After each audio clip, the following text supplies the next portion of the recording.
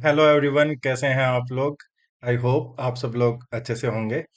तो जैसा कि आज हम सब जानते हैं कि कल जो यूएस मार्केट में अचानक से करेक्शन स्टार्ट हुआ ड्यू टू जो फेड ने जो अपना पॉलिसी गाइडलाइंस में बोला कि भाई इंटरेस्ट रेट को वो जनरली बढ़ते हुए देखते हैं, तो उसकी वजह से जो अचानक से करेक्शन ट्रिगर हुआ, उसकी वजह से आज सुबह इंडियन मार्केट भी गैप डाउन ओपन हुआ। तो गैप डाउन ओपन होने के बाद जनरली एक काफी अच्छी अपॉर्चुनिटी अराइज होती है जिसे हम बोलते हैं आईवी क्रश। तो ये जो वीडियो बनाने का जो मकसद है वो यही था कि मैं आज आपको इसके बारे में थोड़ा बताऊं, सो दैट आप अवेयर हों कि आईवी क्रश क्या होता है और इसका आप बेनिफिट कैसे उठा सकते हैं। तो सबसे पहले मैं आपको स्क्रीन पे लेके चल।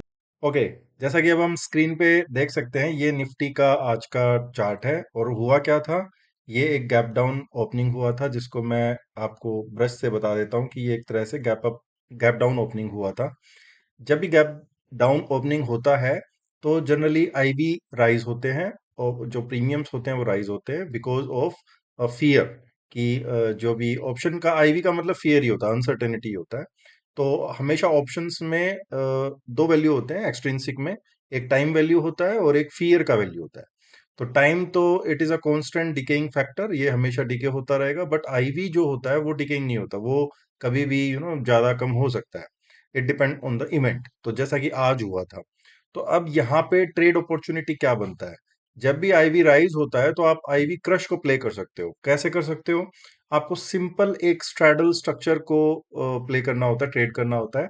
स्ट्रैडल को ट्रेड करोगे, ऑब्वियसली अब हमको पता नहीं है कि आईवी और फर्दर राइज हो सकता है कि नहीं हो सकता है। अगर और होगा तो it can go to any extent. तो हमको यहाँ पे एक सिस्टमेटिक एग्जिट प्लान करके ही करना पड़ेगा। तो यहाँ पे सिस्टमेटिक एग्जिट कैसे प्लान करेंगे? फॉर एग्जाम्पल आपने, लेट्स अज्यूम, 100 रुपीज का प्रीमियम कलेक्ट किया या फिर 200 रुपीज का प्रीमियम कलेक्ट किया बाई सेलिंग अ स्ट्रेडल और मे बी अ स्ट्रेंगल और मे बी आयरन फ्लाई, कोई भी शॉर्ट वॉल का आप स्ट्रक्चर यहाँ पे क्रिएट कर सकते हैं। एंड जस्ट आप उसके अंदर एक फिक्स स्टॉप लॉस रख दें।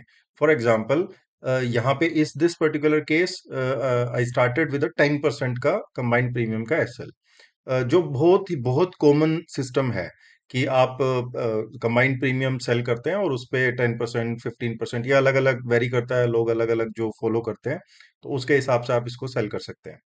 अब यहाँ पे क्या हुआ, हमने प्रीमियम सेल किया और 10% का उस पे कंबाइंड एसएल रखा।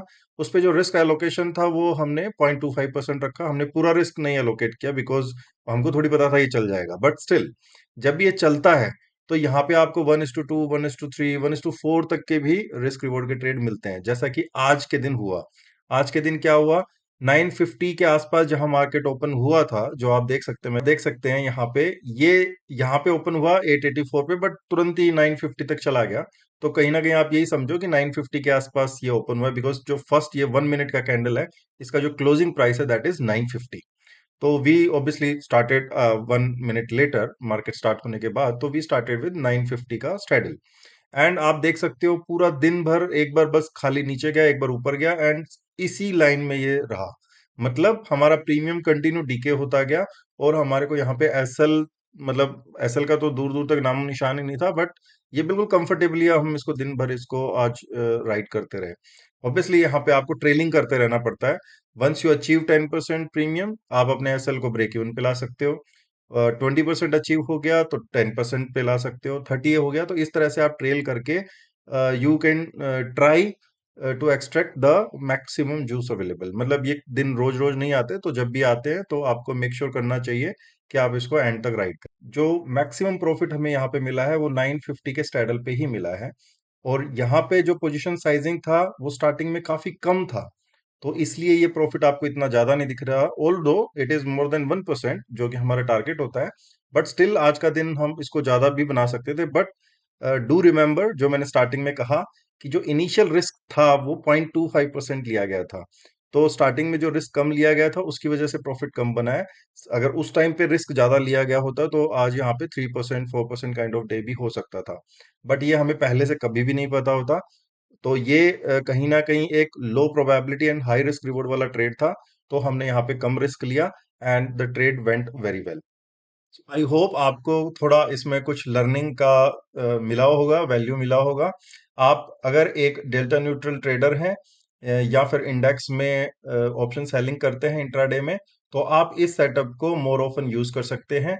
कभी भी मार्केट जब एक एक्सपेंडेड मूव दे चुका होता है, चाहे वो गैप अप हुआ हो चाहे वो गैप डाउन हुआ हो, तो आप इस सेटअप को ट्राई कर सकते हैं। लेट से आपका risk allocation for the day 1% है, तो आप उस इस ट्रेड पे 0.25% और 0.5% का रिस्क लेके you can start your day with this trade. And ये काफी रीजनेबल ट्रेड होता है और इसमें काफी जो सक्सेस रेट है वो काफी अच्छा रहता है।